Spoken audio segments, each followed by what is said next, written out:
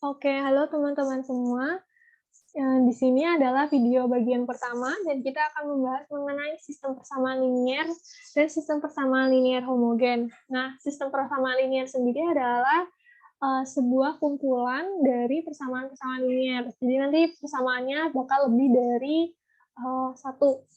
Kemudian persamaan linier itu pasti punya solusi. Solusinya itu bisa dicari dengan cara substitusi dan eliminasi ketika kalian SMA, atau saat ini, saat kuliah, kalian akan menggunakan OBE dan aturan Cramer. Nah, ada yang namanya persamaan yang konsisten. Persamaan yang konsisten adalah persamaan yang hanya memiliki minimal satu solusi. Nah, kalau dia inkonsisten atau nggak konsisten, berarti dia tidak memiliki solusi. Kemudian solusi tersebut itu ada 3, ada solusi tunggal, solusi tak banyak, dan tidak memiliki solusi sama sekali. Nah, untuk SPLH, dia pasti memiliki solusi, dan solusinya itu kalau nggak 0, dia tak hingga banyak solusi. Nah, kemudian SPLH nanti bentuk umumnya itu bakal bentuknya di bagian belakang itu 0. Kalau misalnya SPL biasa itu bagian belakangnya itu bisa macam-macam. Misalnya SPLH-nya itu sistemnya itu misalnya ada 2x ditambah y itu bisa sama dengan 0, ada x plus z gitu misalnya sama dengan 0 dan x ke 0. Nah, ini nih contoh SPLH karena dia 0. Tapi kalau contoh dari SPL, dia itu nanti bebas menghasilkan yang bagian. Jadi nggak semuanya itu 0 kayak gitu. Kemudian nanti kalau SPLH, kalau solusinya tunggal,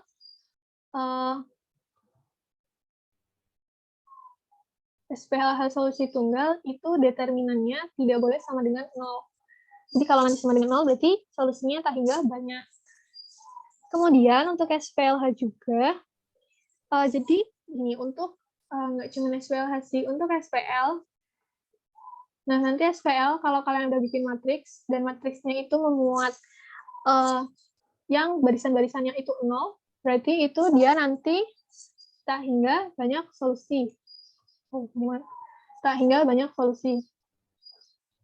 Tapi kalau nanti dia memuatnya 0, 0, terus ada satu koefisien aja di belakang ini yang memuat angka, berarti dia itu tidak memiliki solusi. Gitu. Kemudian di SPLH juga ada yang namanya solusi trivial. Sama non trivial. Bentar dulu ya. Jadi kalau nah, solusi trivial itu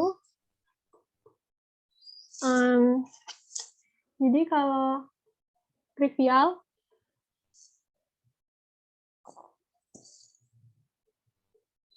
dan nilainya itu 0.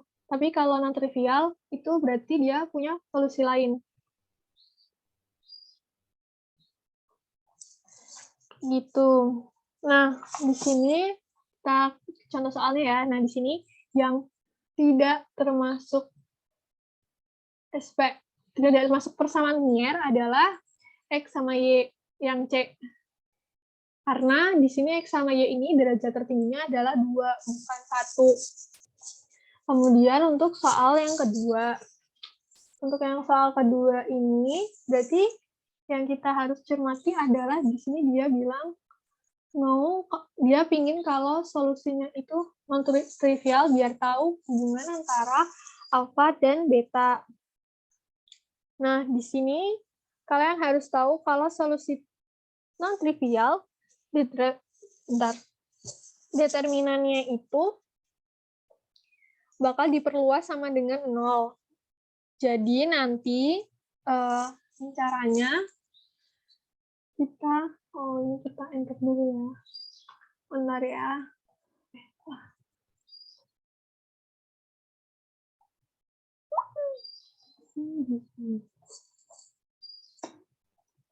Butuh space.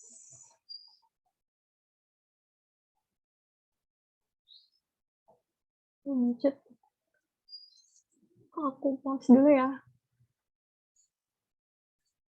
Oke, jadi aku lanjutin. Nah, di sini itu kita bikin Nanti OBE-nya bakal aku jelasin di part yang kedua. Jadi di sini kita ubah dulu jadi matriks yang diperluaskan.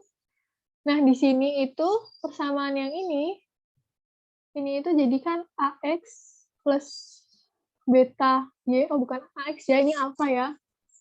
Alpha X ditambah beta Y dikurangi Z itu sama dengan 0. Nah, berarti di sini 0-nya nggak usah dimasukin, nggak apa-apa. Itu kita cari determinannya dari, coba cari determinannya pakai OBE ya. Di sini ada 1, alpha, kemudian ada 1, beta, dan 1, alpha, ada 1.